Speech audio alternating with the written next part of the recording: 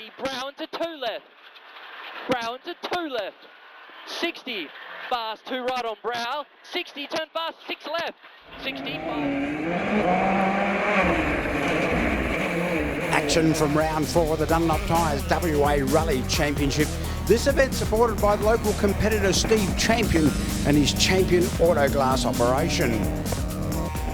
The Chidlow area, just 40 minutes east of Perth, hosting the penultimate round of the series.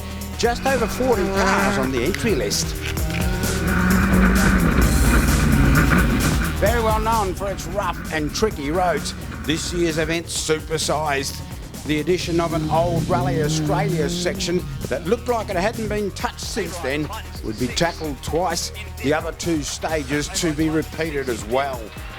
And 7 left onto 6 stages all up, 2 services available for the crews to try and rebuild badly damaged machinery.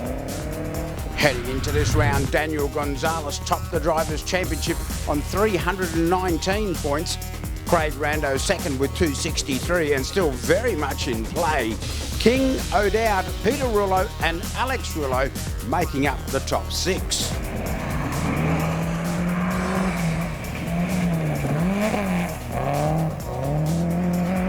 The first loop of 2 sections, very tight for a group of the front runners.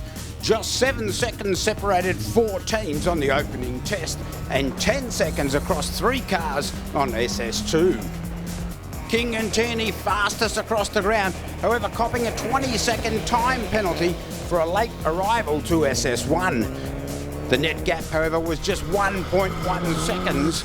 Gonzalez and Nicoli leading into the service. Rando and Beckworth pushing hard with third quickest times, now 13 seconds off the lead.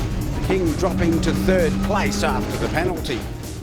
Alex Rullo and Ben Searcy out of the gate well with a time just 7 seconds down on the lead on the opening test.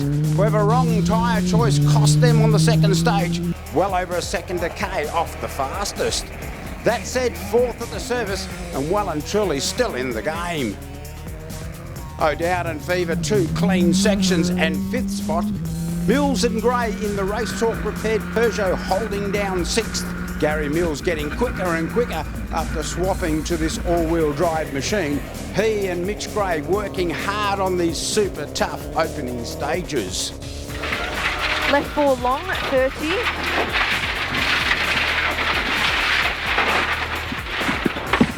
Are you okay? Yeah. This off for Tim Hiles on SS2 would drop he and co-driver Ward to 11th place. However, still in the event, his legacy displaying significant damage. Another with issues early, Dave Thomas and Mandy Lister. They would unfortunately retire with drive shaft and brake issues. Gonzalez and Nicoli came out swinging for the next loop of stages. Fastest on SS3 by 6 seconds. However, they would drop just under 17 seconds in the next section to the hard-charging King and Tierney. Gonzalez unhappy with his tyre choice and paying the price. King now just 8 seconds off the lead of the event. 2 very good stages for the Wolf-backed Evo. Things looking very favourable with the night stages to come. And first car on the road to be a huge advantage. danger, braking hard before crest, right on crest, a big rut, over 30, 6 right. A 3rd quickest for Rando out of the service. However, in the next section, a drama for the WRX crew. Problems with the clutch resulted in gear selection issues, then brake failure costing a heap of time. Alex Ruler pushing across this loop and rewarded with narrowing the gap to 3rd place. Just 3 seconds off Rando and closing in.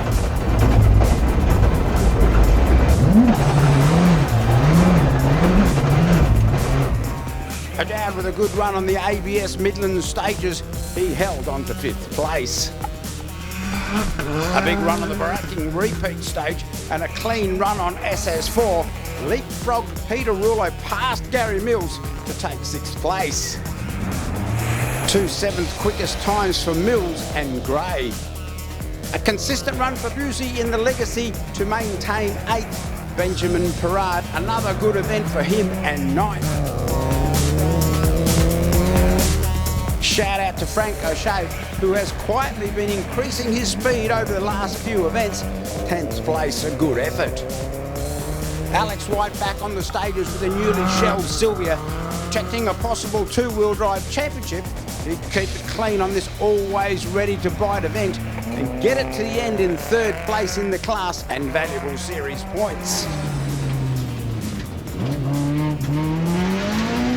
Honda man Tony Oates and Lancer pilot Scott Bennett were left to battle out the two-wheel drive honours, and battle they did. Separated by the smallest of margins, swapping stage wins, these two crews had a ripper event. That close to just 0.5 of a second split them heading into the second service. Bennett went on to win SS5 by 3 seconds and then 10 on the final to take the win.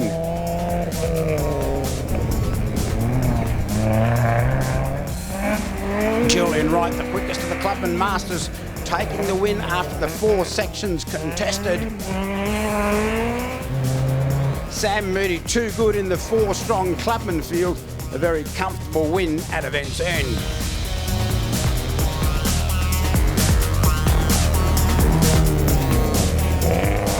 With next to no wind, the dust on the night stages would be a huge issue. Many of the crews forfeiting time and booking in late, the organisers also allowing for a 1-minute dust gap. However, as the pictures show, even that didn't help much. Out front, car 1 on the road, of course, no issues with the conditions. Dylan King in control, taking both the 2 night sections easily. He and Tierney converting an 8-second deficit into a winning margin of a very impressive 1 minute and 28 seconds. Championship leader Gonzalez second, Alex Ruler and Ben Searcy third.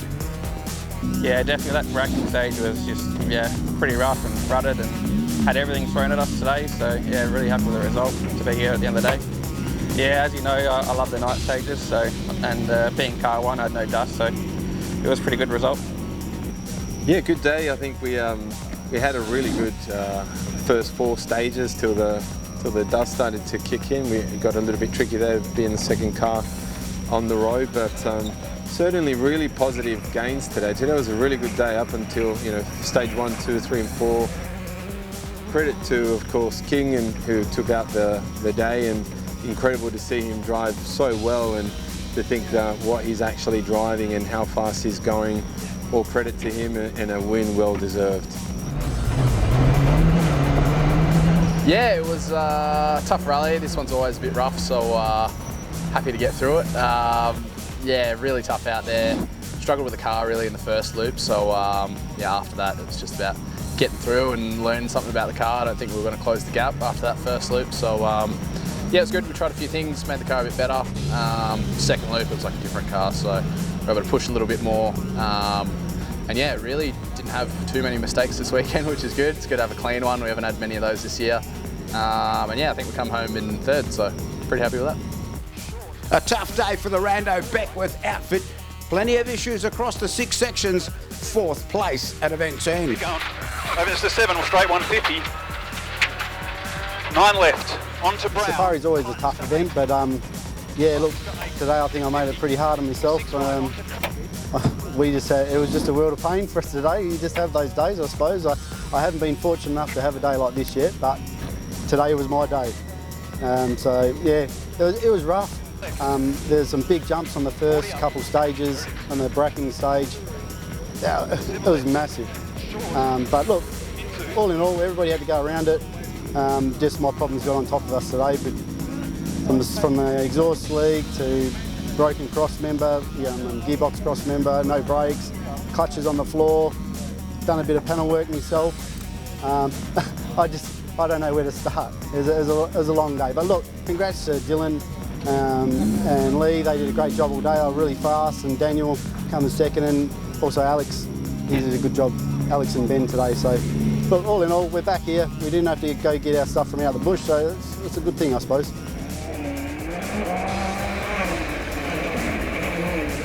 Peter Rulo and Cam Busey making up the top 6.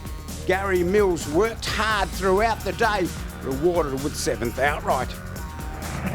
Tim Bayer making the top 10. Dale Faulkner and Kelly Thomas just outside with 11th and 12th. A top effort from Jared Sewell and co-driver Adrian Burney. Clean but still quick over this super tough event. 13th outright and a straight machine. That was a fine effort.